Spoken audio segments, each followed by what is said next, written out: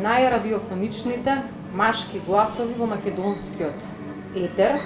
Ако се бара стил, дефинитивно според мене е шлагер меѓу гласовите.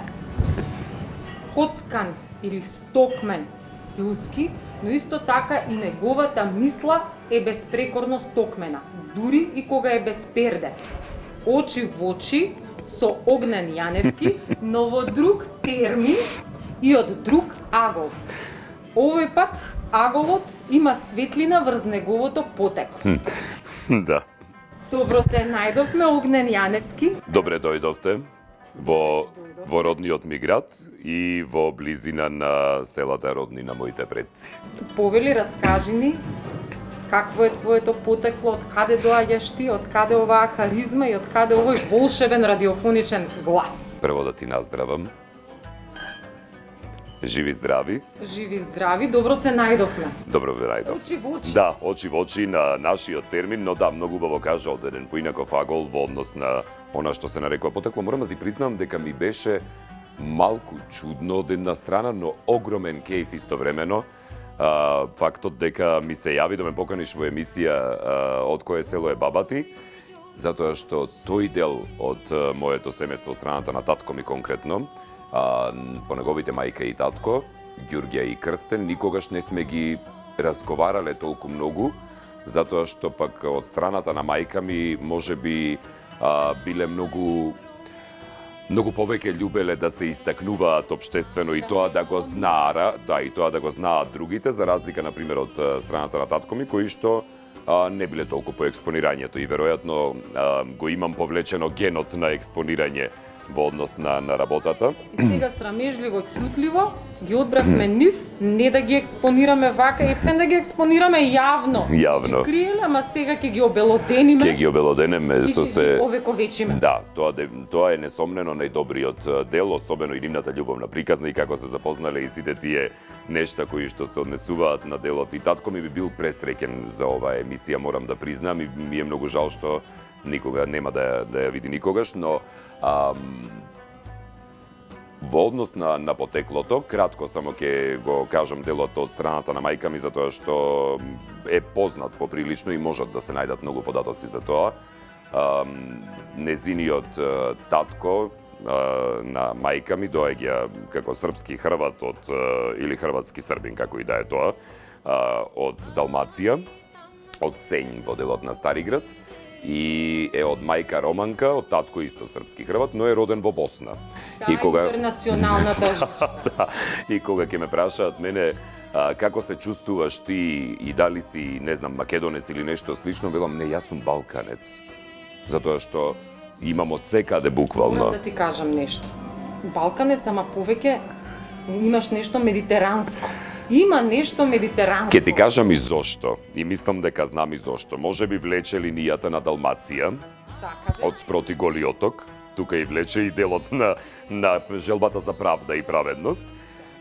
Но оставајќи го настрана тоа, од страната на татко ми пак, семејството на дедо ми Крсте или Крчо, како што го викавме, како што го нарекувавме сите, неговото семејство во 18-тиот век, односно крајот на 18-тиот век, некаде околу 1783-4 година, не можам точно да ја поделам годината, бидејќи треба да ги посетам турските архиви за тие податоци, се доселени на територијата на денешна Република Македонија во Битола, се избегани практично од Корча, затоа што го убиле бегот каде што живееле во селото во Корча и поради зулумите кои што им ги правел на селото, и за да не бидат судени од страна на новиот бег кој што ќе го наследи, пребегале во друга беговина, затоа што тогаш правилата важеле дека еден бег на друг не му се меша на територијата. Кој начин заштита гледале во тоа? И така пребегале во Битола, и во Битола од страна на турските архивари на Отоманската империја биле запишани како Свети Николовци. Деталите ги има во турските архиви, но немам отидено се уште да седнам и тоа да го разбарам, затоа не можам да одам подалеку од седмото колено зад мене на дедото Јане, по кој што го носам презимето. И нивното доселување во Битола потоа се распрснуваат во Прилеп, многу малк дел во Кавадарци и генерално во околината на Прилеп во селата. и многу малечок дел останале во Битола. Дедом и неговата линија на родовото стебло се населиле во денешно село Гостиражни, кое што е наследник парк на Старо Гостиражни, каде што има и археолошки локалитет, и тоа е практично селото кое што ја чува Пелагонија од најсеверниот дел, и ќе зборуваме за тоа многу подетално кога ќе отидеме во селото. Раскрсницата, да. Крстопатот. Пелагониски. И зошто е важен, и зошто е важно селото и особено делот на пругата. И тие се населени таму. И ако гледате дека Корча е многу поблиску до Медитеранот отколку останатиот дел, не директно на Медитеранот, но е многу поблиску отколку Прилеп, во делот на Медитеранското. А пак од страната на баба ми Ѓурѓа, незиното семејство по татко е доселено од денешна Северна Албанија, исто кон крајот на 18-тиот век, исто во околината на Прилеп, 6 километри малку подолу од Гостиражни, а тоа е село Костинци. Практично незиниот татко прво се населуваат во село Секирци, што е пак 2 километра подолу од Костинци, и потоа оженувајќи се со Стојанка во Костинци, се сели таму, станува кмет на селото и поприлично имашна фамилија, ќе го видиме и имотот во Костинци, кој што сега го имаат во имот сосема други луѓе кои не ни се никаков род. Се измениле. Да, се измениле нештата, но е зачувана поприлично архитектурата од тогаш. За жал се уште истата архитектура, бидејќи селата можеби не се пропаднати како многу други села, но се. Од сите тие што се предци мои, единствено постои, се уште е жив, 91 годишниот брат на баба ми Ѓурѓа, жив, кој тоа е единствениот од старите кои што е останат по линијата на баба ми Ѓурѓа. По линијата на татко ми нема останати од возрастните, од тие предци, а по линијата на мајка ми исто така нема останати. Сега на кого оваа лепота, убавина или антропологија, нели? И на кого си без перде? Среќа што носам скоро црвени очила, па нема да ме видиш дека зацрвенувам. Ти благодарам. Се познава малку тука. Од ружот вака. Во делот на без перде на јазикот, веројатно влечам многу корени од многу страни, но најголемиот дел на тоа без перде на јазикот го сметам истовремено како борбеност, во смисла на искажување на се она што ти е намисла, ама при тоа не да повредиш некого, туку за да истераш правда. И тоа сигурно го влечам од кај страната од мајка ми, например, од незиниот дедо на мајка и татко, Крсто Гермов Шакир војвода, кој што бил Мариовски војвода своевремено и од Прилеп, бидејќи бил на црна листа на Ванчо Михајлов и на Тодор Александров своевремено, пребегал токму во седиштето каде што знаел дека нема да го најдат, затоа што кој будала би го барал човекот што треба да го убие токму во седиштето каде што се наоѓа организацијата што бара да те ликвидира. И пребегал таму, пошто и баба ми е родена таму, впрочем, во Софија е израсната и по ред други приказни кои што не сакам сега да ја засенуваат приказната што не е главна. Ама линијата, и ти си војвода, значи медиумски војвода, елоквентен војвода, нели? Па добро, прадедо ми Шакир во Софија бил и соработник и еден од оние кои што работеле на списанието Македонски вести таму. Така што има нешто там, тоа е единствената допирна точка што ја имам до некакво си новинарско, условно речено, искуство на предците. И откако се вратил во Македонија, станал и прв ВД председател на Автономска Македонија, поради тоа што бил најстар пратеник во тогашното Народно собрание, и потоа веќе Лазар Колишевски ја презема приказната. И тоа е веројатно делот на борбеноста. Од една страна ја имате борбеноста кај овие во Корча против бегот на окупаторот, од друга страна имате борбеноста исто за окупаторот турски, па потоа веќе и за бугарските окупатори и слично кои што се бореле, значи постојано некој се борел против окупацијата од моето семејство и од едната и од другата страна. Не би рекла дека си од овде. Таков впечаток оставаш. Па може би затоа што ми е многу мешано потеклото. Ке да е нешто до името Ѓурѓа веројатно. Да. И да, мене ми е многу жал што никогаш ја немам запознато, многу ми има зборувано за неа, таа е почината 10 години пред јас да се родам и ми имаат многу зборувано за неа, но и од толку многу зборувања мислам дека имам една одлична представа за тоа како изгледала, ќе имаат можности гледачите од свадбената практично фотографија која што ја имаат дедо ми и баба ми, ќе ти ја дадам за да може да... Оние убави ретуширани. Да, и вака како во нели во круг, како ореол тоа изгледа се, тоа е многу интересно да се набљудува начинот и на кој што тие и се фотографирале своевремено. Постојано наоѓале начини како да се гледаат, но тоа било неизведливо се додека дедо ми не заминал во војска во Битола. Кога заминал во војска во Битола, една од снаите во фамилијата на баба ми Ѓурѓа постојано ја земала и на татко и Трајан кажувала ќе одиме ние до Битола, има таму нешто женски проблеми и ќе одиме ние до Битола да видиме да ги решиме на доктор, не знам на што, и тоа постојано баба ми имала женски проблеми. Така. И затоа морале да одат во Битола. Женски, ама на срцето. Се разбира. Да. Тоа оти кога ќе спомнете на маш женски проблеми, тука автоматски вака се става карт и не прашуваме никакви прашања дополнителни, велиме добро. Може, добро. Се е прифатливо, се е оправдано. И така оделе во Битола и така се гледале и така практично нивната приказна љубовна официјално започнува. Се земаат, живеат во Прилеп, кон делот на практично каде што завршува стариот град Варошот и почнува новиот град, Прилепениот, зашто и впрочем се е наречен Прилеп. И Да не се на улица Бидимаш. не се на Бидимаш, јас сум роден на улица Бидимаш, не на улица Бидимаш, туку се сечам со улица Бидимаш и со Игор Џамбазов многу пати се завркававме околу оваа приказна. И потоа 74-та ми се чини се селат во Скопје, во Жданец. Значи, мажите на жените што живеат на улица Бидимаш се мажи или сега ти не знаеш од прва рака на таа улица? Подобро од нас, сигурно. Велеле, бидејќи е спроти Бидимаш улицата, се наоѓа Селечка планина. И на Селечка планина имало многу чешми кои што прадедо ми Шакир ги изградил во времето на четите кои што ги водел во тој крај, Шакирови чешми или Шакирочешма.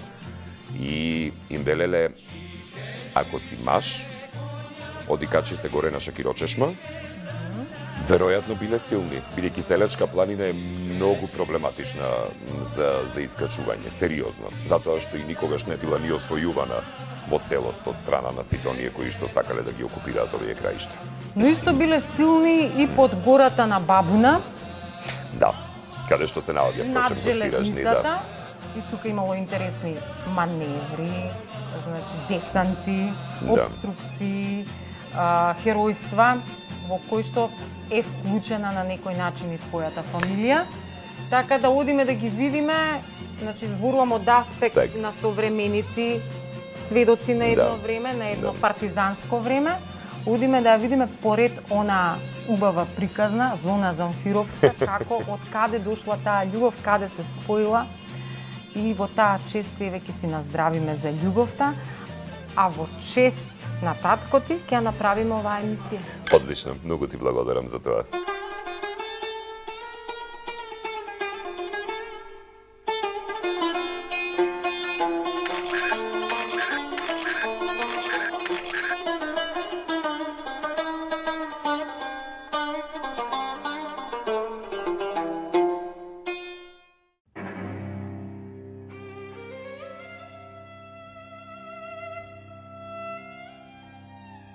Бријареј, Кот и Гиг во митовите за настанокот на светот се тројцата македонски џинови, Ураниди, синови на мајката Земја, Геја и Уран, божеството на небесата. Во борбата со титаните, овие стораки џинови, Хекатонхири од Македонија, Бријареј кој го поврзувале со Херакле, Кот и Гиг, биле главните јунаци кои со 300 карпи, фрлени од 300 раце, ги победиле титаните. Епилог од главната тепачка, од која се треселе земјата и небото, се бурни природни, геолошки, вулкански и тектонски промени, во чиј фокус бил и просторот на Македонија, со Егејското, односно Македонското море. Или научно, според геолозите, 2,5 до 3 милиони години пред нашата ера, како резултат на известни тектонски пореметувања, дното на Егејското море се симнало на пониско ниво и во него истекле водите од погорните делови на денешниот Балкан, односно водите на тогашното Пелагонско море. И така се создале денешната тепсиеста Пелагонија и фантазмагоричното Мариово, полно со импресивни камени фигури.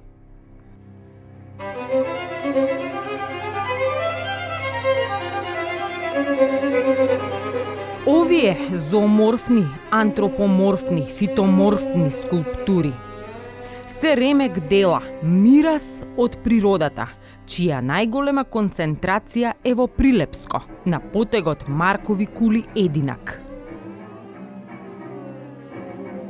Пелагонија е тајна и предизвик. Во неа има навестени наследства, стари градови, Стибера, македонската Помпеја, и Пердиковата Лебаја од преданието на Херодот, изгубени Атлантиди, порти и клучеви, дремат, чекаат виделина. Според експертите, седиштето на античките пелагонци се наоѓа на планинскиот врв Висока, на Селечка планина. Местоположбата на гробницата во Бонче се наоѓа во права линија западно под остатоците на древниот град Пелагонија на врвот Висока. Истата таа Селечка планина, гледана од градот Прилеп, е предмет на муабет за машкоста, од анегдотата за името на некогашната Будимаш, денес улицата Бидимаш. Првата варијанта, велат, е од некој србин кој се искачувал на попонива на Селечка планина, кој рекол: за да се искачиш овде треба да бидеш муж. Мешал македонско-српски. Иако повеќе држи вода, фактот дека овде бил формиран првиот партизански одред, а на улицата или во нејзината близина живееле борци, салам мажи. Денес на Бидимаш има 15 вдовици. Прилепчани се мајтапат дека им ја извадиле душата на мажите. Ова име, како и другите интересни локации и прекари, често со еротска конотација, го отсликува прилепскиот табиет. Духовит, ведар, самокритичен, оригинален. За да се биде маж, не е доволно да се живее на Бидимаш. А аналитички земено, Прилеп е маж меѓу градовите. Прилапон, Марковград, Перлипе, Прилеп, со титула град Херој и по богатство, град ризница на историски настани, личности и културно наследство. Град јунак низ времињата. Истражувачот Петар Скок основата на името ја нашол во старословенскиот глагол лепити, што значи лепи, заради видот на населбата во која куќите биле зидани, лепени една до друга. Името на средовековниот град Прилеп било пренесено на населбата што подоцна во турско време била изградена на оддалеченост од неколку километри од првобитното место. Денес остатоци од некогашниот средовековен град се наоѓаат на локалитетот Маркови кули и во приградската населба Варош. Тука е величенствениот спој меѓу природата или карпите што ги треснале джиновите, врз кои потоа визијата на обичните смртници и одлични мајстори ги додала високите бедеми и кули, осигурувајќи го средовековното гнездо во тешко пристапна тврдина.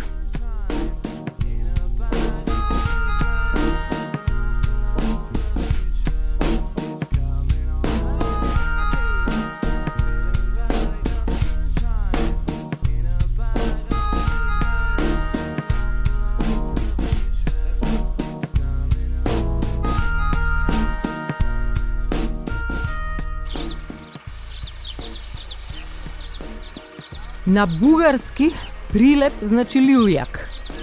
Лилјаци среде денов нема, но затоа имаме штркови. А гнездото на Силјан штркот од мало конјари го видовме во Костинци, последното, јаготката во приказната за Јаневци. Сите имаме по еден Силјан кој тежнее меѓу мечтите и реалноста, кој е оставен духовно да порасне во летот. А нашиот лет води низ Костинци кое го чуваме за крај.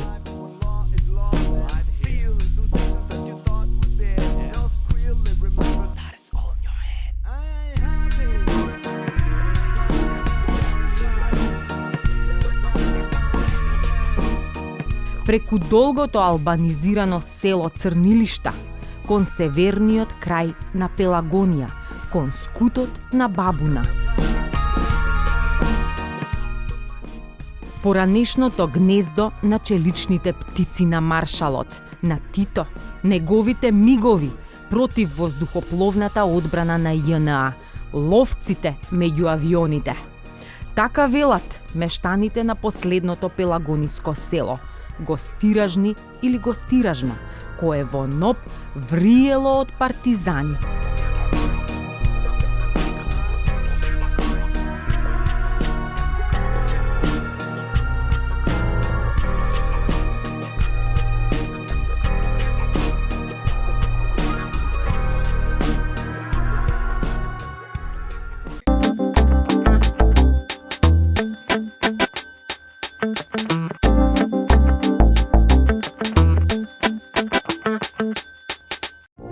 Време е за вашата омилена наградна игра.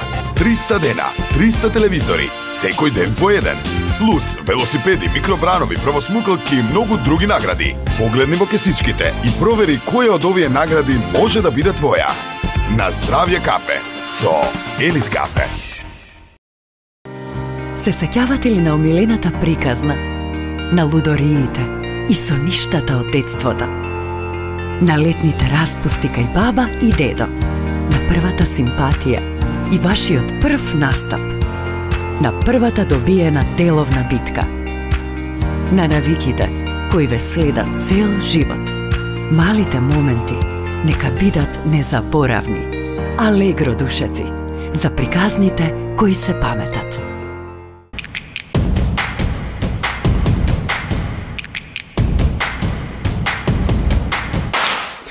Нешто недостига. Нов член во познатото семејство на витаминка со докажан квалитет. Брилијант.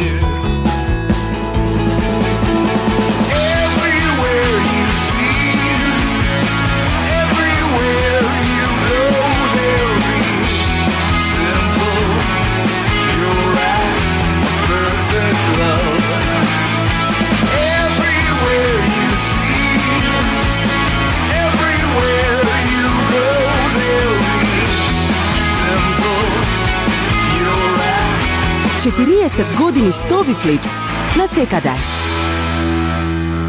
Витаминка.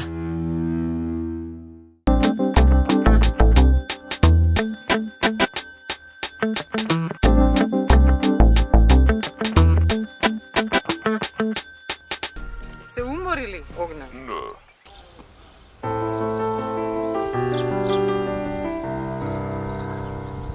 Гостиражни во подножието на Бабуна, кај преслапот со Даутица, своевремено било важна стратешка точка. Заради густежот на коријата, фреквентноста од железницата, која ги врзувала Велес Прилеп Битола и прометноста како најсеверен дел на општина Долнени, на границата со општина Чашка. Село Крстосница. Местоположбата била толку добра, што влегла и во песна. Гостиражни, многу убаво за живеење, од 3 страни планина од 4-та Пелагонија, на 35 километри од Прилеп. А соседни се селата Стровија, Црнилиште и Слепче. Селото е рицко, од збиен тип, поделено на маала. Поранешно Гостиражни било на потегот Старо Гостиражни и Јаричиште, 1000 метри југоисточно од денешното село, кое велат настанало од 7 куќи, а први го заорале двајца браќа близнаци со 2 вола исто близнаци.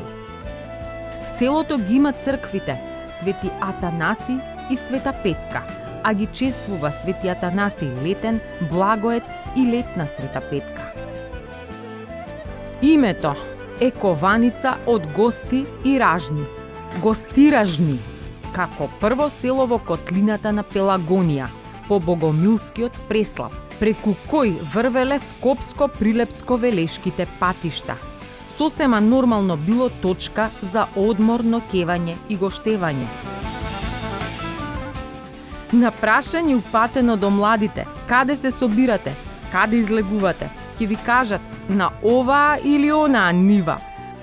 Во 1954 година селото имало вкупно 60 домакинства. Денес тоа е со етнички мешан карактер, со околу 70% албанско население. Над селото избиваат горни, средни и долни извори. Денот кога избликнувал изворот бил празник, а во сушите се одело на молитва.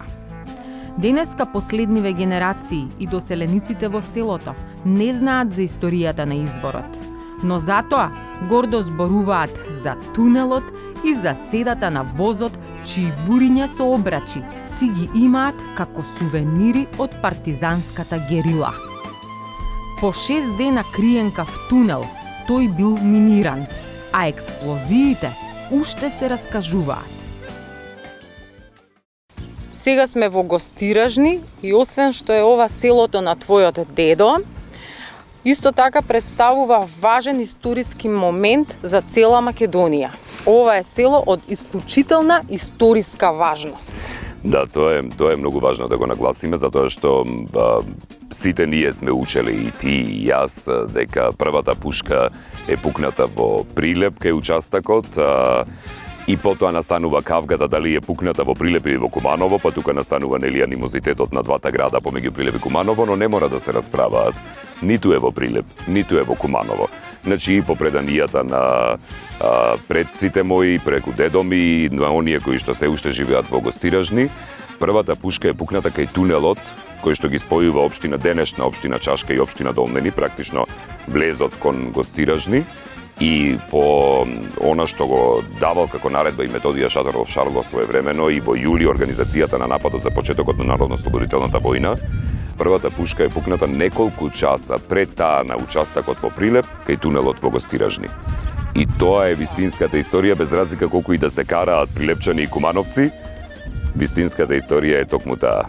Значи, овде е пукнат првиот куршум. Првиот куршум, прочем, да, првиот истрел направен, со што започнува Народно-ослободителната војна и првата жртва на окупаторот е токму таму, не во стражарницата кај участакот, туку стражарот кој што го чувал тунелот. Пругата во Гостиражни е многу важна за целата историја, затоа што ги поврзува целиот овој пределот, затоа што Гостиражни се наоѓа на најсеверниот дел на Пелагонија. Значи, тука завршува Пелагонија. И за да може да биде се тоа поврзано, впрочем, постои оваа пруга која што била многу важна и која многумина сакале или да ја нападнат да ја оневозможат, или пак ја чувале за лични потреби, не давајќи ја на другите. Значи сега стоиме на бивша или поранешна крстосница, на крајот, на која што настанало селото, и еве сега крстосницата е фактички потврдена со ова возило. Ќе се повлечеме за да поминат. Пропуштиме да помине, бидејќи е крстосница, нели? Да. Фала. Нема проблем. Поздрав, се најдобро. Тоа е историјата која што треба постојано да ја кажуваме онака како што е правилна, а не како што ни одговара поради комерцијални цели, за да може да имаме големи чествувања на важни денови во град, а не в село, затоа што тука не би можел никој да дојде условно. Дури и да е напишана, секогаш може да се ажурира. Точно, преку твојата емисија тоа многу пати се докажало. Во делот на Смилевскиот конгрес особено и во останатите нешта кои што ги имаш потврдувано или пак негирано. Па се надевам дека сме објективни.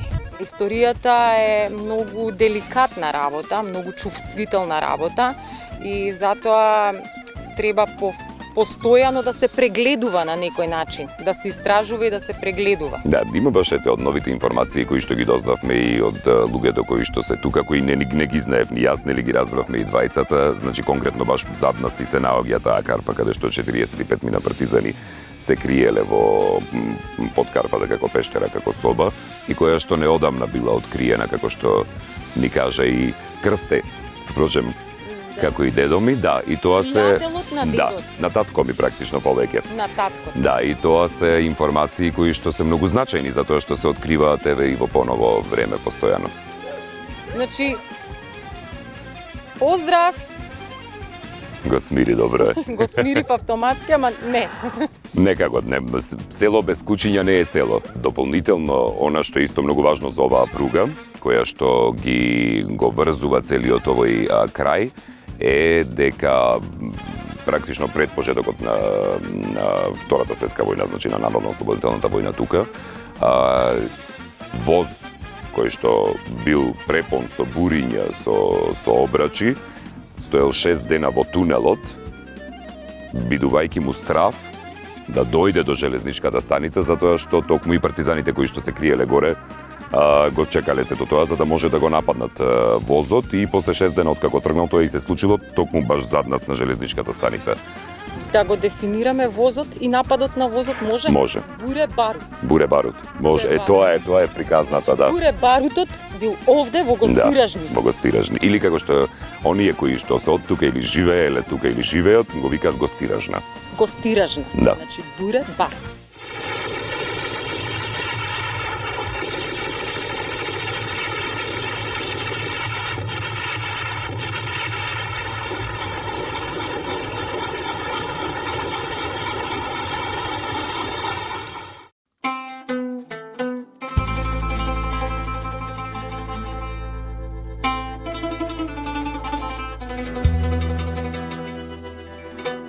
По фашистичката окупација на Југославија во 1941 година, Македонија повторно е поделена. Овој пат помеѓу италијанскиот и бугарскиот окупатор.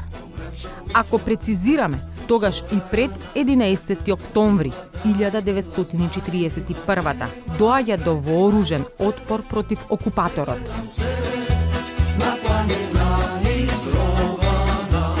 Сепак, за почеток на востанието против фашизмот во Македонија се смета нападот кој прилепскиот партизански одред Гоце Делчев го извршува во Прилеп на 11 октомври 1941 во кој учествуваат 16 партизани, распределени во 3 групи.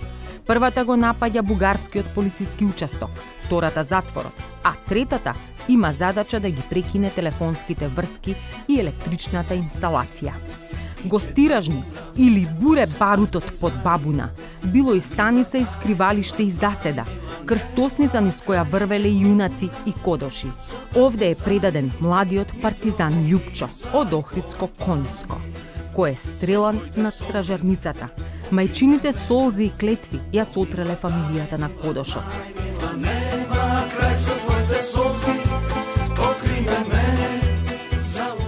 Легендарната карпа над селото, оддалеку налик на камен капак, била врата на пештерскиот дом на 40 партизани. Сите историски периоди овде оставиле белег. Народно-ослободителното движење, Богомилскиот поход. Овде пролетта, врз шините и жртвите, носи дожд од стемнетата Бабуна. Поранешниот барут сега мириса на бура. Дождот од куршуми сега е само пролетен плисок. Попладне тишината ја ремети новиот воз, кој веќе си добил име Мао Цетунг, но некако порано, кога ломотеле локомотивите.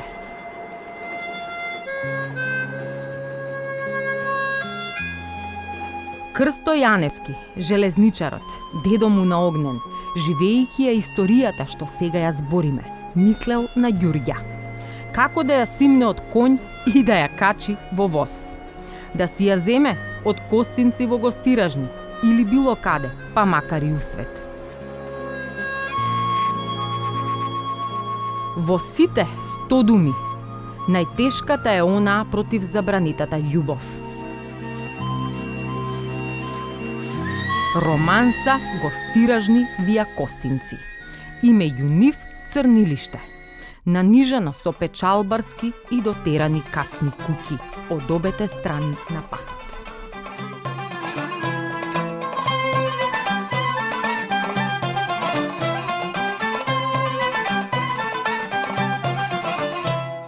Рамничарско Костинци е меѓу селата Секирци, Црнилиште, Зрзе и Слепче, на 30 километри од Прилеп. Овде тече Стровјанската речица, која често се излева. Водоснабдувањето е од хидросистемот Студенчица. Костинци е село од збиен тип, составено од мала именувани породови. Ти се смеат маремори ергените. Tego Kostincijeve sme. Стигнавме ке баба. За прв пат написмено се споменува во 1335 година под името Костино, кога кралот Стефан Душан го приложил на манастирот Трескавец. Потегот наречен Дуња е старата локација на селото, поместена заради патните премрежја на денешнава местоположба. А од местностите Езериште и Рибник се ловела риба за манастирот Трескавец. Селаните работеле како момци и ортаци на чифлизите. Во средината на 20 век, Костинци, поради централната местоположба, било општина за поголем број села од северното Прилепско поле и како срцевина доживеало социјален и културен процут со изградбата на матичната служба, поштата, здравствената амбуланта, домот на културата и други институции. Генерално, секаде во Прилепско, па и овде во Костинци, тутунот е заштитен знак. Добро котираат и пченицата, ченката и сончогледот. Според пописот од 2002 година, во селото живееле 101 жител, сите православни македонци. Најстариот род, Герекарци, потекнува од Нестор, со прекар Герекар, кој живеел кон крајот на 18 век и имал задруга од 36 луѓе, единствените жители на Костинци. Успехот го обрал со царски берат, дозвола, лиценца за доганџија, повластена професија да дресира соколи за царскиот двор во Цариград. Така станал, народски речено, бог и батина за местово. Ама велат, аздисал од моќ и со гревови ја сотрел фамилијата, чие име го продолжиле само двајца потомци.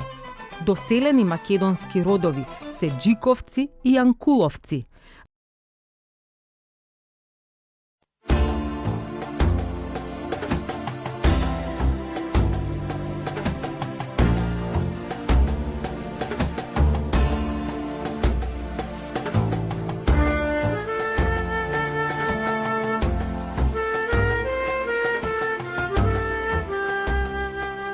Сега сме на вистинското место, од крошните на 5-вековниот даб во селото на твојата баба.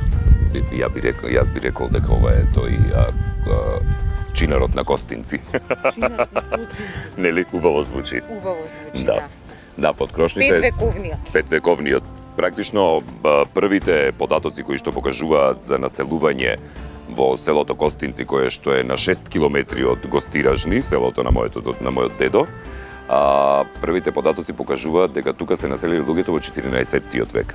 И потоа и турските архиви и дефтерите кои што ги имаат запишувано оние родови стебла кои доаѓале во селото, се со сигурност потврдени токму дека доаѓале во 14-тиот век и потоа веќе во 15-тиот и 16-тиот век држале доста архиви, благодарение на Отоманската империја имаме доста податоци за тие работи.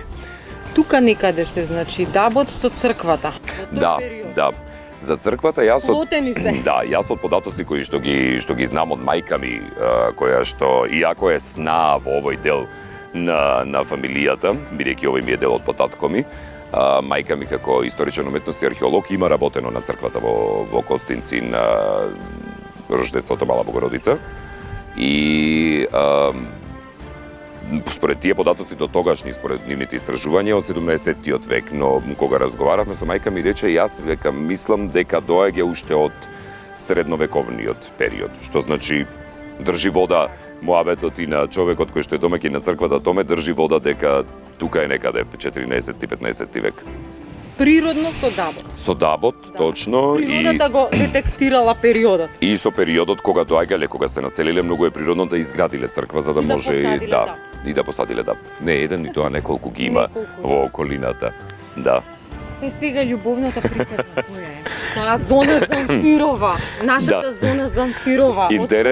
Интересно ми беше кога ми раскажа за зона Замфирова, кога ми ја спореди со зона Замфирова. Баба ми Ѓурѓа, која што јас не ја познавам бидејќи е во 77-та почината, 10 години пред јас да се родам, баба ми Ѓурѓа е била единствена ќерка со 4 браќа плюс на прадедо ми Трајан Кочовски и на прабаба ми Стојанка Димковска. И Димковци се едни од првите родови стебла кои што постојат и во записите на турските архиви. И баба ми Ѓурѓа била многу убава, тие биле многу имашни, бидејќи прадедо ми Трајан, чишто гроб прв пат денеска го видов во оваа посета, прадедо ми Трајан бил кмет на селото. И бидејќи била многу убава и многу мина ја бендисувале. Госпогица, да. Ја и строго на коњ се шетала низ селото. А додека пак дедо ми Крсте, кој што е од селото Гостиражни, кој е на крајот на Пелагонија, тоа е на 6 километри од Костинци, било многу сиромашно семејство.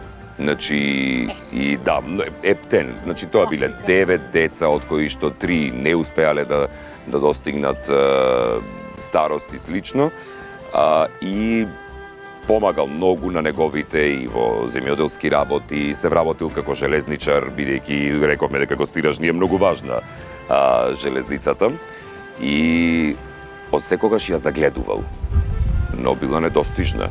Железничарот се загледал во кметовската ќерка, да, во ќерката на кметот. И се заљубиле. Се влюбиле. Таа забележала дека ја загледува подолго време, но не можеле никако да остварат комуникација, затоа што и било незабрането, но едноставно тоа не било нејзино ниво и немало што таа да бара со некој кој што еме од другото село, не е на нивниот ранг и слично. Значи да дефинираме. Имале ишарет и имале мерак. Имале и почнале со ишарет, продолжиле со мерак, не можеле да бидат заедно, се криеле некаде веројатно во црнилиште на пола пат се наоѓале таму некаде, сигурно, не знам, сега ова предпоставувам, но приказната нивна е дека тој ја гледал постојано како ја шетаат на коњ низ селото и заминал понудил железница. Не, заминал во војска, од коњ те носам во воз. Да, во купе, во се. Заминал во војска во Битола. И на еден од нејзините браќа, снаата во фамилијата, практично сопругата на еден од нејзините браќа, многу и помагала, велела на татко и Трајан, стално велела, ќе ја носам јас Ѓурѓа, нешто имаме женски работи на болница во Битола, треба да отидеме. Демек во Прилеп тој период не било толку развиено, ќе ја носам во Битола и само за да се видат. И благодарение Сојузот етего. благодарение на снаата во фамилијата, бидејќи знаела како е, благодарение на снаата во фамилијата, така и ја оствариле љубовта. Си се зеле, се преселиле во Прилеп и потоа од Прилеп 73-та или 74-та година се одселени во Скопје. Така што убава приказна. Зона Замфировска, да, тоа таа приказна во тој леп ден.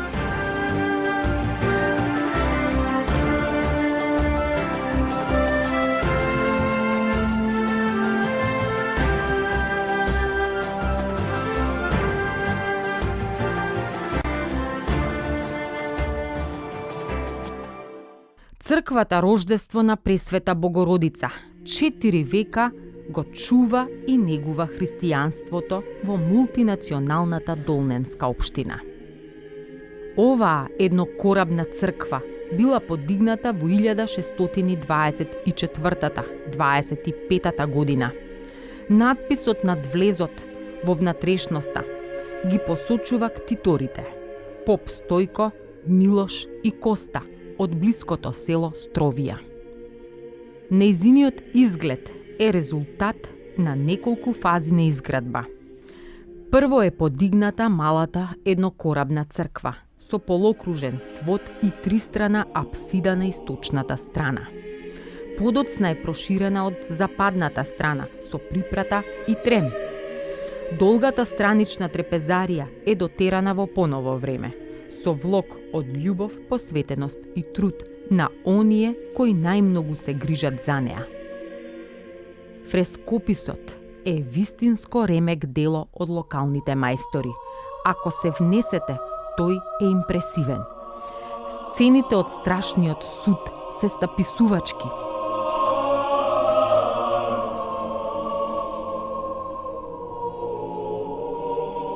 Во наосот се наоѓаат два слоја на живопис од 17 и 19 век, додека во припратата тој датира од 17, 18 и 19 век. Зографскиот опус, кој се истакнува со своите уметнички дострели, го отсликува Исусовиот пат, од неговото раѓање, страдањето, распетието до неговото воскреснување. Сцените се толку експлицитни, ретки и впивливи за секое добронамерничко око, што сака да ја разбере сакралната тематика. Иконостасот е подеднакво раскошен, а во наосот се и раритетните дрвени икони од почетокот на 19 век. Иконите на Исус Христос, на апостолите и на Богородица се уште една потврда на врвниот уметнички дострел. Според периодот на изградбата, за кој тамошните тврдат дека е од 14-тиот, а кој историчарите го датираат во 17 век, оваа црква без друго спаѓа меѓу најстарите Божји храмови во Северна Пелагонија. Патрониот празник на црквата, Рождество на Пресвета Богородица, е Мала Богородица. Тој воедно е и селска слава на селото Костинци.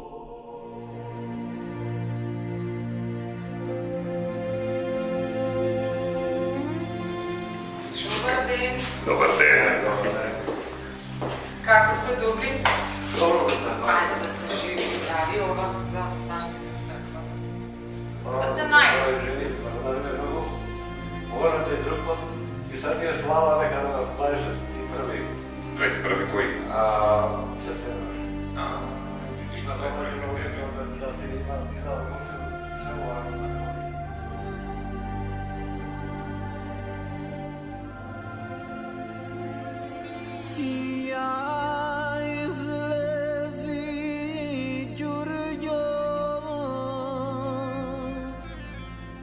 Имавме среќа да ја најдеме старата куќа на Ѓурѓа. Сега е во туѓа сопственост, но постои како сведоштво. Одовде крадешкум се измолкнала љубовта, која не можеле да ја сокријат кепенците и портите.